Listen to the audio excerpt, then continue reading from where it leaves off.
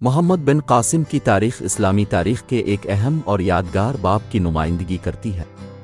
وہ ایک مشہور مسلم جرنیل تھے جنہوں نے برصغیر صغیر، موجودہ پاکستان اور ہندوستان کے کچھ حصے میں اسلام کا پرچم بلند کیا۔ ان کی زندگی اور فتوحات نے برصغیر صغیر کی تاریخ میں ایک اہم کردار ادا کیا۔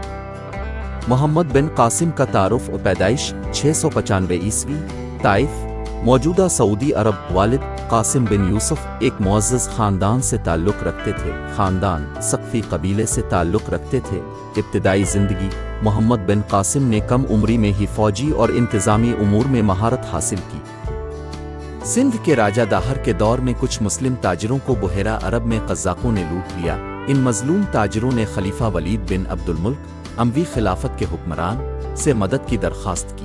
حجاج بن یوسف اس وقت کے گورنر عراق اور محمد بن قاسم کے چچا نے اس معاملے کا نوٹس لیا اور محمد بن قاسم کو سندھ فتح کرنے کا حکم دیا۔ محمد بن قاسم کی آمد سال 712 عیسوی، فوج تقریباً 6000 سپاہی، راستہ بلوچستان کے راستے مکران اور دیبل سے سندھ میں داخل ہوئے۔ دیبل کی فتح محمد بن قاسم نے دیبل، موجودہ کراچی کے قریب، پر حملہ کیا اور وہاں کی مشہور بندرگاہ کو فتح کر لیا۔ دیبل میں مسجد فتح کے بعد پہلی مسجد تعمیر کی گئی۔ اہم فتوحات دیبل کی فتح دیبل کو فتح کر کے اسلامی حکومت کا آغاز کیا۔ نیرون کوٹ، موجودہ حیدرآباد کے قریب، ایک اہم قلعہ فتح کیا۔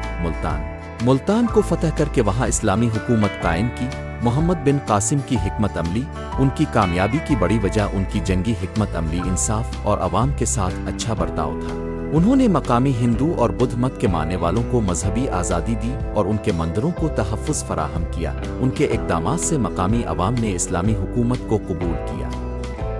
وفات محمد بن قاسم کی زندگی کا اختتام المناک حالات میں ہوا۔ انہیں خلیفہ سلیمان بن عبد الملک کے حکم پر عراق واپس بلایا گیا اور وہاں 715 عیسوی میں قید میں انتقال کر گئے۔ ورثہ اور اثرات اسلامی ثقافت کا آغاز محمد بن قاسم کی فتوحات کے نتیجے میں سندھ میں اسلام کا آغاز ہوا۔ تہذیبی ترقی، اسلامی علوم، فنون اور تعلیمات کو فروغ ملا۔ مقامی عوام پر اثرات ان کے انصاف اور حکمت عملی کی وجہ سے مقامی لوگوں نے اسلام کو اپنانا شروع کیا۔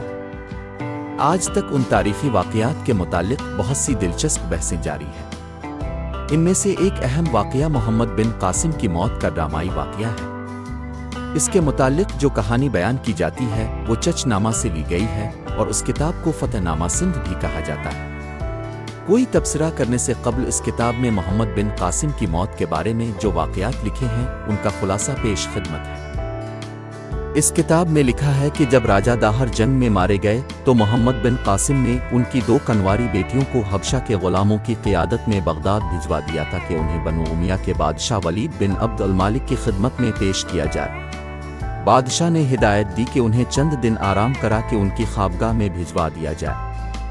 کچھ دن کے بعد بادشاہ نے لڑکیوں کو یاد فرمایا اور ہدایت دی کہ دونوں بہنوں کو بادشاہ کی خوابگاہ میں بھجوایا جائے۔ بادشاہ نے خوابگاہ میں ایک ترجمان کا انتظام پہلے ہی کر رکھا تھا۔ اس نے ترجمان سے پتہ کروا کہ بڑی بہن کون سی ہے۔ چھوٹی بہن کو اس وقت تک باہر رکنے کا کہا جب تک بڑی بہن کی باری ختم نہ ہو جائے۔ معذرت کتاب میں اسی طرح لکھا ہے، بڑی ہمشیرہ پردے کے اہتمام کے ساتھ بادشاہ کی خوابگاہ میں آئی تھی۔ جب بادشاہ نے پردہ اتارا تو اس کی بے مثال خوبصورت شکل دیکھتے ہی فریفتہ ہو گیا۔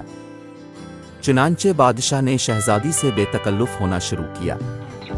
بادشاہ نے اسے اپنی طرف کھینچنے کی کوشش کی تو شہزادی اچھل کر کھڑی ہو گئی اور کہا کہ بادشاہ سلامت ہمیشہ زندہ رہے۔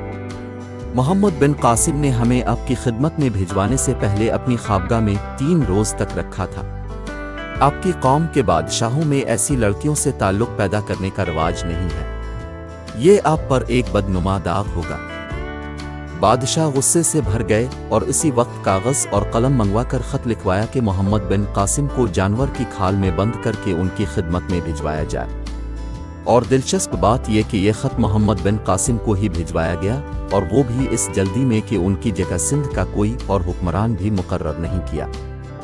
جب یہ خط محمد بن قاسم کو ملا تو انہوں نے حکم دیا کہ مجھے جانور کی کھال میں گھسا کر ایک صندوق میں بند کر دیا جائے۔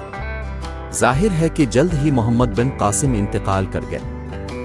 جب ان کی لاش بادشاہ کی خدمت میں پیش کی گئی تو انہوں نے فخر سے محمد بن قاسم کی لاش راجہ داہر کی بیٹیوں کو دکھائی۔